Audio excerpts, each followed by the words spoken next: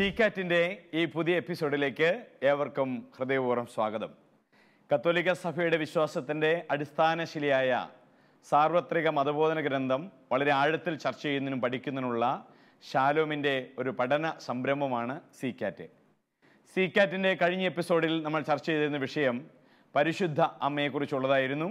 അമ്മ നമ്മുടെ ജീവിതവുമായി വളരെയധികം വിശ്വാസ ജീവിതവുമായി ബന്ധപ്പെട്ടിരിക്കുന്നു എന്ന് നമ്മൾ മനസ്സിലാക്കുകയാണ്. ഇന്ന് നമ്മൾ ചർച്ച ചെയ്യുന്നത് ഈ എപ്പിസോഡിൽ പരിശുദ്ധ അമ്മയുടെ ദൈവജനനിയായ പരിശുദ്ധ അമ്മയുടെ ദൈവമാതാവായ ജീവിത സാഹചര്യത്തെക്കുറിച്ചുള്ള പഠനങ്ങളാണ്. വിശ്വാസ ജീവിതത്തിൽ അതെപ്രകാരമാണ് നമ്മൾ മനസ്സിലാക്കേണ്ടത് എന്നുള്ളതാണ്. ഇന്നത്തെ നമ്മുടെ ഈ എപ്പിസോഡിൽ നമ്മുടെ വിഷയങ്ങൾ കൈകാര്യം ചെയ്യുന്നതിനും ചർച്ചകൾ നയിക്കുന്നതിനുമായി എത്തിച്ചേർന്നിരിക്കുന്നത് നമുക്ക് ഏവർക്കും സുപരിചിതനായ CBCI ദേവീശാസ്ത്ര കമ്മീഷൻ സെക്രട്ടറിയും തലശ്ശേരി ആൽഫ ഇൻസ്റ്റിറ്റ്യൂട്ട് ഡയറക്ടറുമായ റെവറൻഡ് ഡോക്ടർ ജോസഫ് പാംബ്ലാനി അച്ഛനാണ്. അച്ഛനെ വളരെ ഹൃദയപൂർവ്വം ഈ എപ്പിസോഡിലേക്ക് സ്വാഗതം ചെയ്യുന്നു. സീകാറ്റിൻ്റെ ഈ എപ്പിസോഡിൽ നമ്മുടെ ചർച്ചയിൽ പങ്കെടുക്കുന്നതിനും ചോദ്യങ്ങൾ ചോദിക്കുന്നതിനുമായി എത്തിച്ചേർന്നിരിക്കുന്നത് കൊന്നക്കാട് സെൻറ് മേരീസ് സൺഡേ സ്കൂളിലെയും പുഞ്ച സെൻറ് തോമസ് സൺഡേ സ്കൂളിലെയും സൺഡേ സ്കൂൾ അധ്യാപകരാണ്. നിങ്ങളെയും വളരെ ഹൃദയപൂർവ്വം ഈ എപ്പിസോഡിലേക്ക് സ്വാഗതം ചെയ്യുന്നു. നമ്മുടെ ചർച്ചയും ക്ലാസ്സുകൾ ആരംഭിക്കുകയാണ്. ഇന്നത്തെ ചർച്ചയിൽ പങ്കെടുക്കാൻ എല്ലാ പ്രേക്ഷകരെയും പ്രത്യേകിച്ചും മതബോധന ഗ്രന്ഥത്തോടു കൂടിയിരുന്ന് പഠിക്കുകയും ഇന്ന് ഞങ്ങളോടൊപ്പം ചിന്തിക്കുകയും ചെയ്യണമെന്ന് സ്നേഹപൂർവ്വം ഓർപ്പിക്കുന്നു. ചർച്ച നയിക്കുന്നതിന് വേണ്ടി അച്ഛനെ സ്നേഹപൂർവ്വം ക്ഷണിക്കുന്നു.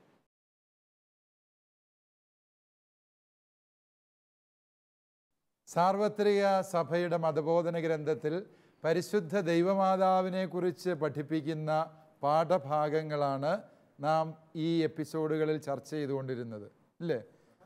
കഴിഞ്ഞ എപ്പിസോഡുകളിലും നിങ്ങൾ തന്നെയാണ് ഈ ചർച്ചകളിൽ പങ്കാളികളായിരുന്നത്.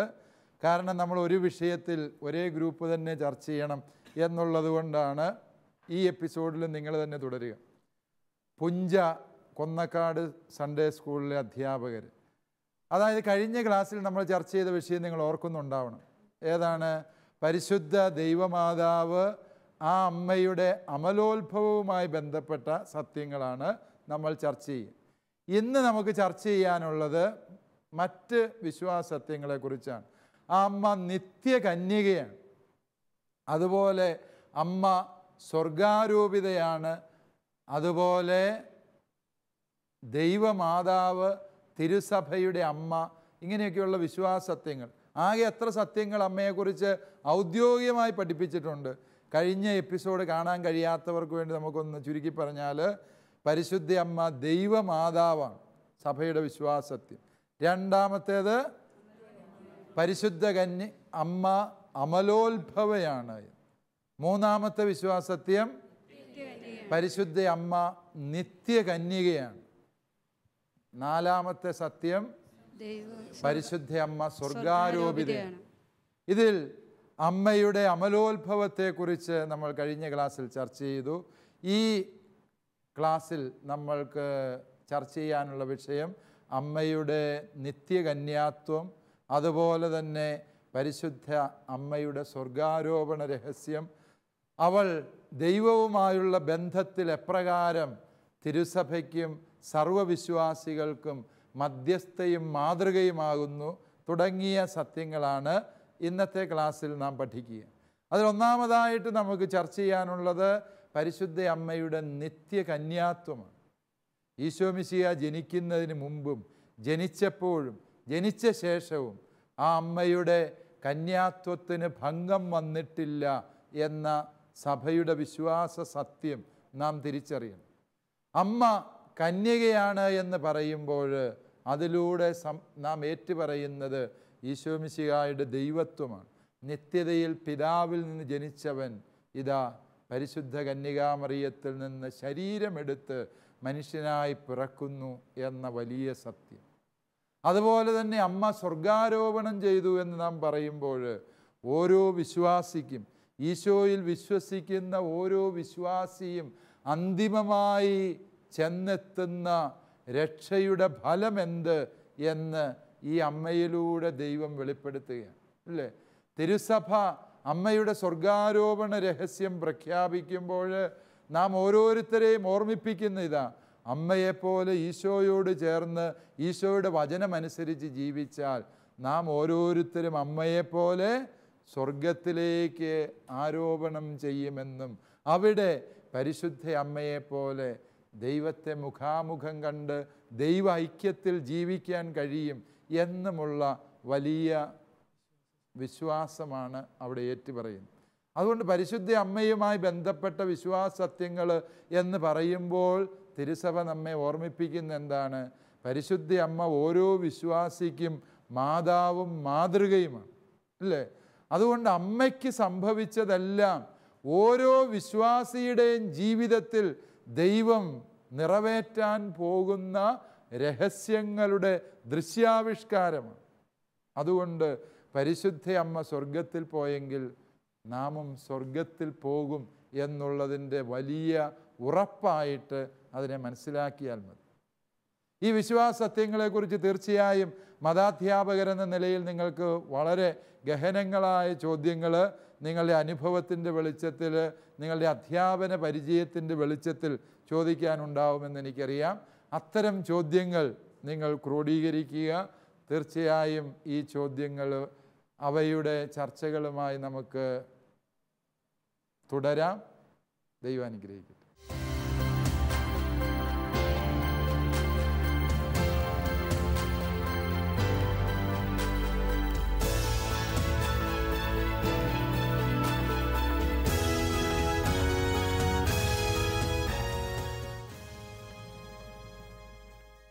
നിങ്ങളുടെ ചർച്ചയെല്ലാം കഴിഞ്ഞോ? എങ്ങനെയുണ്ടായിരുന്നു ഇന്നത്തെ ക്ലാസ്? നല്ലതായിരുന്നു. ഇന്ന് നമ്മൾ പഠിച്ച വിഷയം ഏതാണ്? പരിശുദ്ധ അമ്മയെക്കുറിച്ചുള്ളതാണ്, അല്ലേ? ആരാണ് അടുത്ത ചോദ്യം ചോദിക്കുന്നത്? നമ്മുടെ കൊന്നക്കാട് സൺഡേ സ്കൂളിൻ്റെ ഹെഡ് മാസ്റ്ററാണ് sir George sir. George sir ചോദിക്കും. സാറേ, ആദ്യത്തെ ക്വസ്റ്റ്യനെ അനുബന്ധിച്ചുള്ളൊരു ക്വസ്റ്റ്യനാണിത്. ഈശോയുടെ കുരിശുമരണം മൂലമാണ് മാനവരാശിയുടെ രക്ഷ എന്നാണ് നമ്മൾ പഠിപ്പിച്ചു വരുന്നത്. പക്ഷേ ഈശോ ജനിക്കുന്നതിന് മുൻപ് തന്നെ മാതാവ് അമലോത്ഭവയായിരുന്നു എന്നാണ് പഠിപ്പിക്കുന്നത്. പക്ഷേ ഈശോ ജനിക്കുന്നതിന് മുൻപ് തന്നെ എന്ന് പറഞ്ഞാൽ ഈശോയുടെ പേരൻസ്, ഈശോയുടെ അപ്പനും അമ്മയും അല്ല, ഈശോയുടെ മാതാവിൻ്റെ അപ്പനും അമ്മയും ഉണ്ടായിരുന്നല്ലോ. അപ്പോൾ എങ്ങനെയാണ് അമലോത്ഭവമായെന്ന് നമുക്ക് കുട്ടികളെ പറഞ്ഞ് പഠിപ്പിക്കാൻ പറ്റുന്നത്? ഇതൊരു സൺഡേ സ്കൂളിൽ ഒരു 12ാം ക്ലാസ്സിലോ 11ാം ക്ലാസ്സിലോ കുട്ടി ചോദിച്ചാൽ നമുക്ക് എന്ത് വിശ്വാസമായിട്ട് പറയാൻ പറ്റും? ഓക്കെ, ജോർജ് സാറിൻ്റെ ചോദ്യത്തിൽ വലിയൊരു ദൈവശാസ്ത്രം ആദ്യത്തെ ചോദ്യത്തിലുണ്ടായിരുന്നു. സാർ അത്രയും ഗൗരവത്തിൽ അത് ഉദ്ദേശിച്ചിട്ടുണ്ടോ എന്ന് എനിക്ക് അറിഞ്ഞുകൂടാ. അതായത് അത് പല ദൈവശാസ്ത്ര പണ്ഡിതന്മാരും ഉന്നയിച്ചിട്ടുള്ളൊരു സംശയമാണ്. അതായത് ഒരു മനുഷ്യ വ്യക്തിയുടെ രക്ഷ സാധ്യതമാകുന്നത് എങ്ങനെയാണ്? ഈശോയുടെ കുരിശുമരണത്തിലാണ്, അല്ലേ? കുരിശുമരണം സംഭവിച്ച ശേഷം ഒരു വ്യക്തിക്ക് ജന്മഭാവം ഇല്ലാതായി എന്ന് പറഞ്ഞാൽ മനസ്സിലാക്കാം. പക്ഷേ ഈശോ മരിക്കുന്നതിന് പോയിട്ട് ജനിക്കുന്നതിന് മുമ്പേ പരിശുദ്ധ കന്യകാമറിയം അമലോത്ഭവയായി ജന്മഭാവം ഇല്ലാതെ ജനിച്ചു എന്ന് പറഞ്ഞാൽ അതെങ്ങനെ വിശ്വസിക്കാൻ പറ്റുക? അതാണ് പലരും ചോദിക്കുന്നത്. കുരിശുമരണമല്ല ഒരു മനുഷ്യനെ രക്ഷിക്കുന്നത്. അങ്ങനെയെങ്കിൽ ഈ ജന്മഭാവം ഇല്ലാതെ എങ്ങനെ മറിയം ജനിക്കുന്നു? ഇതാണ് അടിസ്ഥാനപരമായ ചോദ്യം. അതിൽ വലിയൊരു അർത്ഥവും കൂടെ ശേഷിക്കുന്നുണ്ട്. എന്താണ്? കുരിശുമരണം കൂടാതെ മനുഷ്യരക്ഷ സാധിക്കുമായിരുന്നില്ലേ എന്നൊരു ചോദ്യമുണ്ട്, അല്ലേ? അപ്പോൾ ഈ അമലോത്ഭവം എന്ന് പറയുന്നത് നമ്മൾ വിചാരിക്കുന്ന പോലെ അത്ര നിസ്സാരമായൊരു പ്രശ്നമല്ല. അതിലൊരു വലിയ ദൈവശാസ്ത്ര പ്രശ്നമുണ്ട്. ജോർജ് സാറ് ഇങ്ങനെയൊന്നും ഇരിക്കേണ്ട ആളായിരുന്നില്ല. സൺഡേ സ്കൂളിലെ ഹെഡ് മാഷായിട്ടിരിക്കുന്നതിന് പകരം വല്ല കാൾറാനറുടെയൊക്കെ സ്ഥാനത്തിരിക്കേണ്ട ആളായിരുന്നു ജോർജ് സാറ്, അല്ലേ? അവസരം കിട്ടിയില്ല. അവസരം കിട്ടി. ആ ഏതൊക്കെയാണേലും പുഞ്ച സ്കൂളിലെ കൊന്നക്കാടാണ്, അല്ലേ? ഏതാണെങ്കിലും കൊന്നക്കാട് സ്കൂളിൻ്റെ ഹെഡ് മാസ്റ്റർ എന്ന നിലയിൽ ജോർജ് സാറ് ഒരു വലിയ ദൈവശാസ്ത്രജ്ഞനാണ് എന്ന് ഞാൻ ഇതിനാൽ സാക്ഷ്യപ്പെടുത്തുകയാണ്. കാരണം ഇത്രയും ഗൗരവമുള്ളൊരു ചോദ്യം. ആ ചോദ്യത്തിൻ്റെ ഉത്തരം എങ്ങനെയാണ് പറയുന്നത്? വളരെ സങ്കീർണമായൊരു വിഷയം. പക്ഷെ ഓർക്കുക, തിരുസഭ അതിനുത്തരം പറഞ്ഞിട്ടുണ്ട്. മാതാവിനെ അമലോത്ഭവയായി പ്രഖ്യാപിച്ച അതേ വിശ്വാസ സത്യത്തിൽ തന്നെ പരിശുദ്ധ പിതാവ് 9ാം പിയൂസ് മാർപ്പാപ്പ അതിൻ്റെ വിശദീകരണം പറഞ്ഞു. എന്താണ് വിശദീകരണം എന്ന് ചോദിച്ചാൽ, കുരിശുമരണത്തിൻ്റെ യോഗ്യതയാൽ തന്നെയാണ് പരിശുദ്ധ അമ്മ ജന്മപാപമില്ലാത്തവളായി തീർന്നത്. അതായത് ഒരു വ്യക്തിയെ ജന്മപാപത്തിൽ നിന്ന് മോചിക്കാൻ കഴിയുന്ന ഏക കർമ്മം ഏതാണ്? ഈശോയുടെ കുരിശുമരണം മാത്രമാണ്. വേറൊരു വഴിയിലൂടെയും ഒരു വ്യക്തിയുടെ ജന്മപാപം പോകുന്നില്ല, കുരിശുമരണത്തിലൂടെ മാത്രം. എങ്കിൽ കുരിശുമരണത്തിലൂടെ ഈശോ മനുഷ്യകുലത്തിന് വേണ്ടി നേടിത്തരുന്ന ആ വലിയ കൃപാവരത്തെ ദൈവമായ കർത്താവ് പരിശുദ്ധ കന്യകാമറിയത്തിന് വേണ്ടി മുൻകൂട്ടി സംലഭ്യമാക്കി എന്നാണ് സഭ പഠിപ്പിക്കുക. അത് മുൻകൂട്ടി സംലഭ്യമാക്കുകയാണ്. മനസ്സിലായോ? മുൻപേ, അതായത് AD 30 ഈശോ കുരിശേ മരിക്കുന്നു. അപ്പോഴാണ് ആ വരപ്രസാദം ചരിത്രപരമായി മനുഷ്യകുലത്തിന് ലഭിക്കുക. പക്ഷേ ദൈവം തൻ്റെ അനന്ത ശക്തിയാൽ, സർവശക്തിയാൽ എന്ത് ചെയ്തു? ഈ അന്ന് ലഭിക്കാമായിരുന്ന വരപ്രസാദത്തെ മുൻകൂട്ടി പരിശുദ്ധ മറിയം ജനിച്ചപ്പോൾ, പരിശുദ്ധ കന്യകാമറിയം ജനിക്കുന്നത് BC 18 19-18 വർഷങ്ങളിലാണെന്നാണ് പാരമ്പര്യം പറയും. ആ വർഷത്തിലേക്ക് സംലഭ്യമാക്കി അമ്മയ്ക്ക് വേണ്ടി ദൈവത്തിനെല്ലാം സാധ്യമാണ്. അതാണ് അതിൻ്റെ ഉത്തരവ്. പിതാവായ ദൈവം എത്ര മുൻകൂട്ടി പുത്രനുണ്ടായി കുരിശുമരണം സംഭവിക്കുന്നതിന് മുന്നേ തന്നെ, മറിയം ഉണ്ടാകുന്നതിന് മുന്നേ തന്നെ ഇങ്ങനെ സംഭവിക്കണമെന്ന് വിലയിരുത്തിയിരുന്നു. യെസ്, അത് പറയുമ്പോഴും നമ്മൾ ഒരു കാര്യവും കൂടി ഓർക്കുക. മുൻകൂട്ടി പിൻകൂട്ടി എന്നൊക്കെ പറയുന്നത് മാനുഷികമായ ഭാഷ മാത്രമാണ്, അല്ലേ? ദൈവത്തിന് എല്ലാം നിത്യതയാണ്.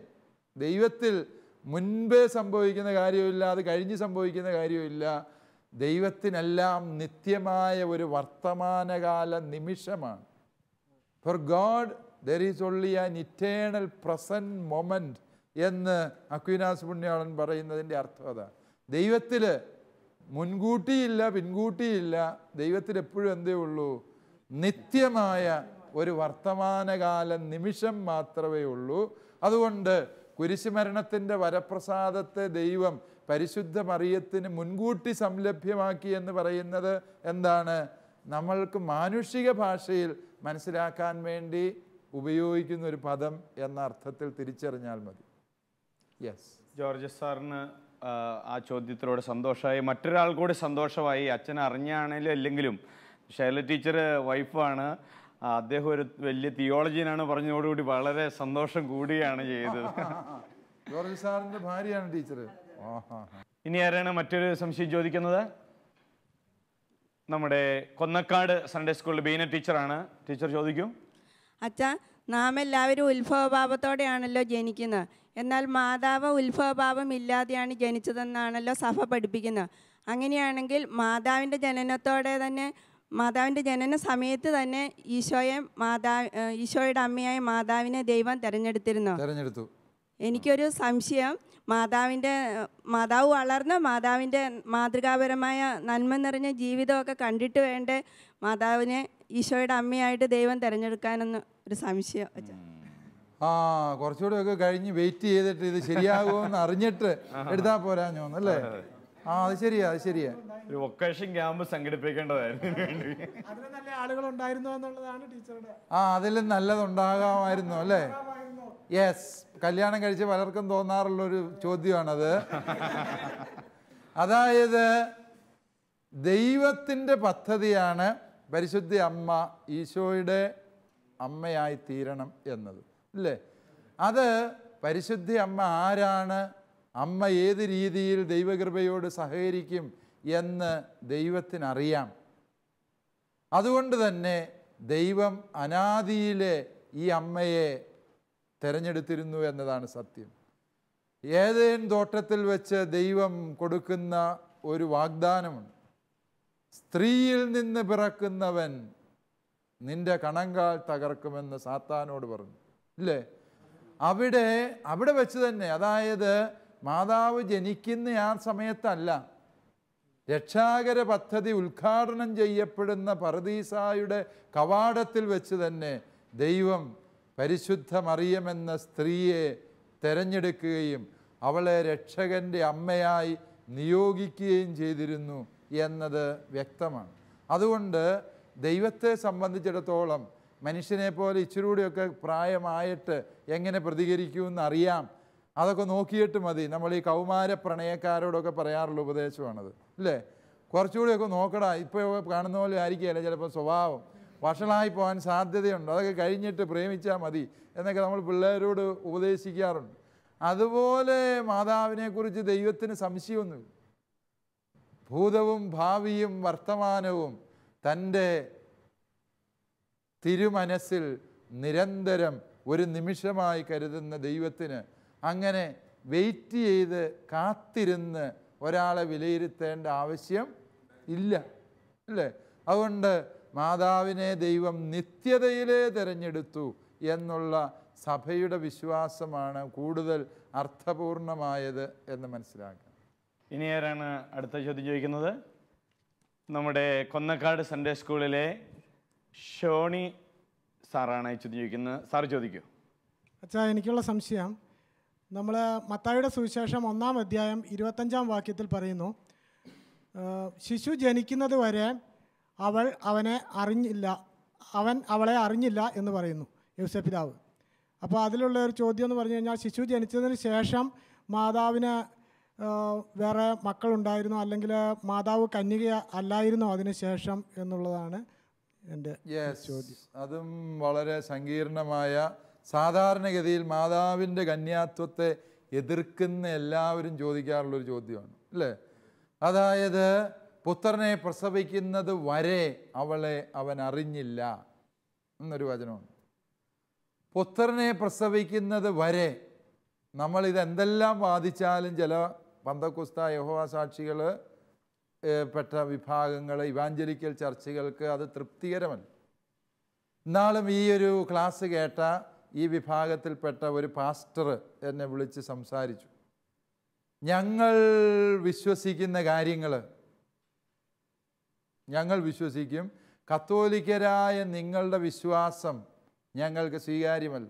പൂർണ്ണമായും ഞാൻ നിങ്ങളുടെ നിലപാട് മാറ്റത്തെ നിലപാടിലെ വ്യത്യാസത്തെ ആദരിക്കുന്നു. പക്ഷേ നമ്മളിവിടെ പറയാൻ ശ്രമിക്കുന്നത് മറ്റാരുടെയെങ്കിലും വിശ്വാസം മോശമാണെന്ന് അവരെ കളിയാക്കാനോ അല്ല. എന്തുകൊണ്ട് കത്തോലിക്ക വിശ്വാസം ഇങ്ങനെ എന്ന് പഠിപ്പിക്കുക, എന്തുകൊണ്ട് കത്തോലിക്ക വിശ്വാസം ഇങ്ങനെയായിരിക്കുന്നു, അതിൻ്റെ പിന്നിലെ യുക്തി എന്ത്, അതിനെ എതിർക്കുന്നവരുടെ യുക്തിരാഹിത്യം എന്ത് എന്നുള്ളത്. ഇവാഞ്ചലിക്കൽ ചർച്ചകളുടെ ചില നിലപാടുകളെ നമ്മൾ ഈ ചർച്ചയിൽ വിമർശന വിധേയമാക്കിയിട്ടുണ്ട് എങ്കിൽ അവരുടെ നിലപാടുകളെ അല്ല നമ്മൾ വിമർശിക്കുന്നത്. വിമർശിക്കുന്ന ഏതിനെയാണ്? കത്തോലിക്ക വിശ്വാസത്തോടുള്ള അവരുടെ വിയോജിപ്പ് അവർ കത്തോലിക്കരുടെ ഇടയിൽ പരസ്യമായി പ്രകടമാക്കുമ്പോൾ സത്യവിശ്വാസത്തെ സംരക്ഷിക്കേണ്ട ഉത്തരവാദിത്വം ആർക്കുണ്ട്? കത്തോലിക്ക സഭയ്ക്കുണ്ട്. അതിൻ്റെ ഭാഗമായിട്ടാണ്. അതുകൊണ്ട് അവരിൽ ചിലർ എന്നോട് ചോദിച്ചു, ഇതുപോലെ നിങ്ങൾ ഈ സൺഡേ സ്കൂളുകാർ മതാധ്യാപകരെയൊക്കെ വിളിച്ചിരുത്തുന്നതിന് പകരം ഇത്രകാരമുള്ള ആളുകളെ വിളിച്ചിരുത്തി ഈ അച്ഛനെ ഈ ചർച്ച ഒന്ന് നയിക്കാവോ എന്ന് ചോദിച്ചിട്ടുണ്ട്. തീർച്ചയായും അത് സ്വാഗതാർഹമാണ്. അപ്രകാരമുള്ള നിലപാടുകൾ സാവകാശം നമ്മൾക്ക് ഈ പ്രോഗ്രാമിൽ തന്നെ ഉൾപ്പെടുത്താമെന്നാണ് ഞാൻ വിചാരിക്കുക, അല്ലേ? അതെ, യെസ്. അങ്ങനെയെങ്കിൽ ഇവിടുത്തെ പ്രശ്നം ഇതാണ്. ഈ വാദം പൊതുവെ ഉന്നയിക്കുന്നത് ആരാണ്? ഇവാഞ്ചലിക്കൽ ചർച്ചുകളിൽപ്പെട്ട ആളുകളാണ് പൊതുവെ ഈ വാദം ഉന്നയിക്കുക. ഈ വാദത്തിൻ്റെ അർത്ഥമാണ് നമ്മൾ പഠിക്കാൻ ശ്രമിക്കുക. പുത്രനെ പ്രസവിക്കുന്നത് വരെ അവൻ അറിഞ്ഞില്ല, അല്ലേ? അതുവരെ എന്ന് പറഞ്ഞാൽ അതിന് ശേഷം അതിന് വിപരീതമായത് സംഭവിച്ചോ എന്ന് ചോദിച്ചാൽ ഒരു നിർബന്ധവും. മലയാളത്തിൽ തന്നെ അങ്ങനെയുണ്ട്, അല്ലേ? മരണം വരെ പിന്നെ അവർ മിണ്ടിയിട്ടില്ല. രണ്ടുപേര് അമ്മായിമ്മയും മരുമകളും തമ്മിൽ കലഹിച്ചു, അതിനുശേഷം മരണം വരെ പിന്നെ അതുങ്ങൾ തമ്മിൽ മിണ്ടിയിട്ടില്ല, അല്ലേ? നമ്മൾ പറയും മരിച്ചു കഴിഞ്ഞ് പ്രേതമായി വന്ന അമ്മായിമ്മ മരുമകളോട് മിണ്ടിത്തുടങ്ങിയെന്നാണ് അർത്ഥം. അതെയോ? അല്ല. മരണം വരെ എന്ന് പറയുമ്പോൾ ഉദ്ദേശിച്ചത് എന്താണ്? ഒരു ഊന്നലാണ്, അല്ലേ? പിന്നീട് അവർ മിണ്ടിയിട്ടേ ഇല്ല എന്ന് കാണിക്കാനുള്ള ഒരു ഊന്നലാണ് ഏത്? മരണം വരെ എന്ന് പറയുന്നത്. ശരിയല്ലേ? ഓക്കെ. നമുക്ക് ഒരു ഭാഷ പഠിക്കുമ്പോൾ ആ ഭാഷയിലെ ചില ശൈലികൾക്ക് ഭാഷയിൽ നിന്നാണ് ഉത്തരം കണ്ടെത്തേണ്ടത്.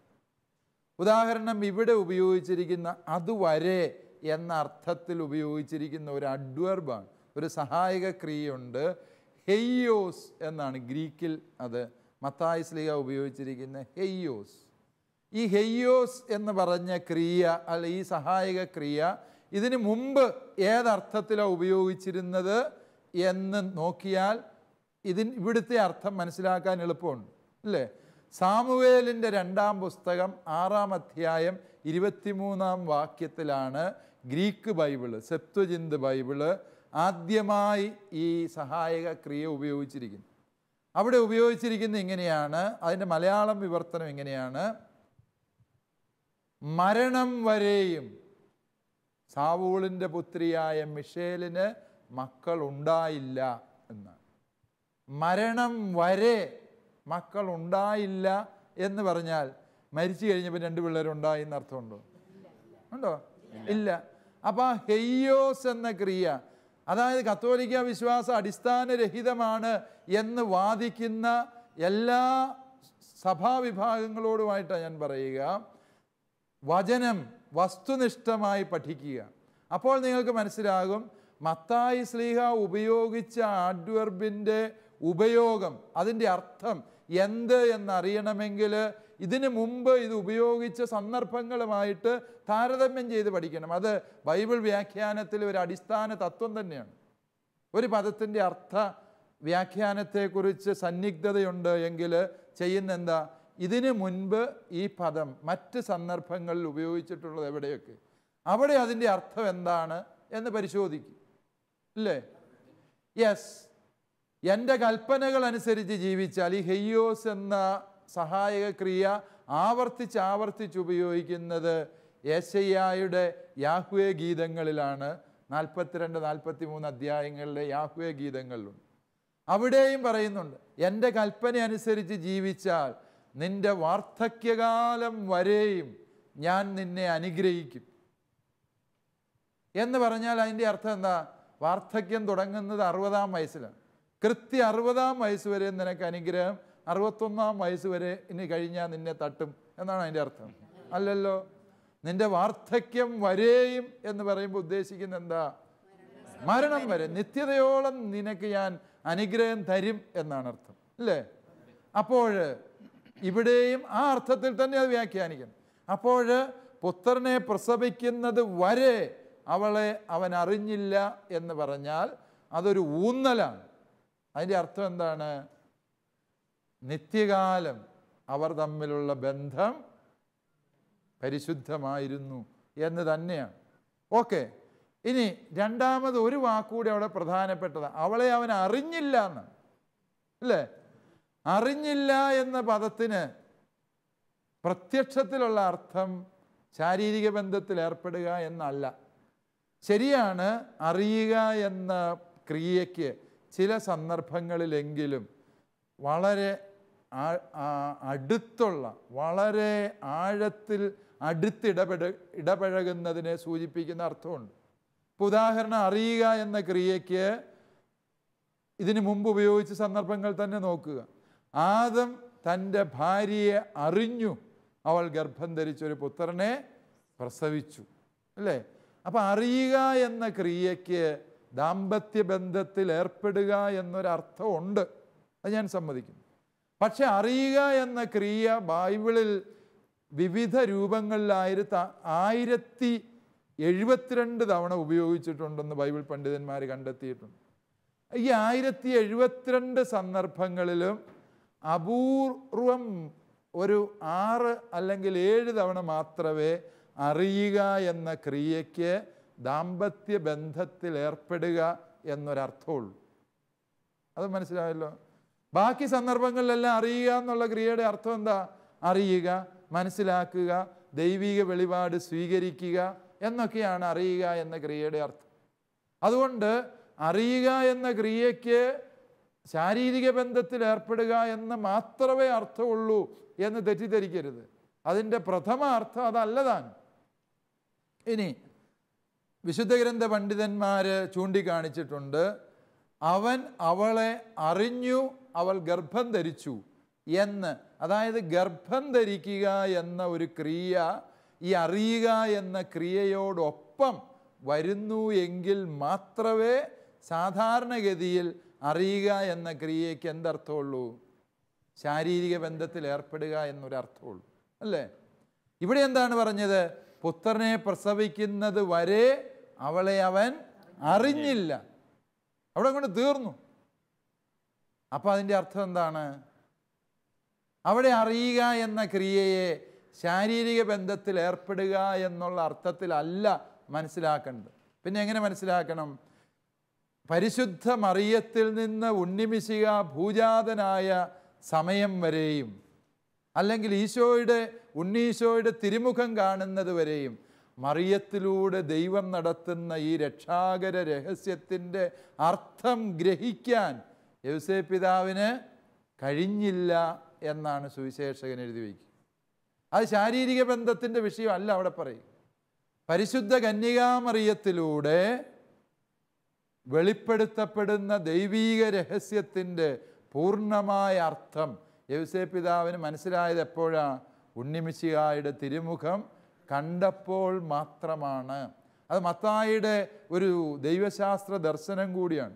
ഈശോയെ മുഖാമുഖം കാണുമ്പോഴാണ് ഒരു വ്യക്തിക്ക് ദൈവീക രഹസ്യങ്ങൾ മനസ്സിലാകുന്നത്. അത് മത്തായിയുടെ സുവിശേഷത്തിൻ്റെ ഒരു ദൈവശാസ്ത്ര പ്രമേയം കൂടിയാണ്. ആ അർത്ഥത്തിൽ വേണം നമ്മൾ ആ വചനഭാഗത്തെ മനസ്സിലാക്കാൻ. അല്ലാതെ കേവലം തെറ്റിദ്ധാരണകൾ ജനിപ്പിക്കുന്ന രീതിയിൽ ഈ വചനഭാഗത്തെ വ്യാഖ്യാനിക്കുകയും കത്തോലിക്ക വിശ്വാസം ബൈബിളിന് വിരുദ്ധമാണ് എന്ന് പഠിപ്പിക്കുകയും ചെയ്യുന്നവർ ബൈബിൾ വ്യാഖ്യാനിക്കാൻ അറിയാൻ പാടില്ല എന്ന് പറഞ്ഞാൽ അത് ആരോപണമല്ല, അതൊരു വസ്തുത മാത്രമായിരിക്കും എന്നോർക്കണം.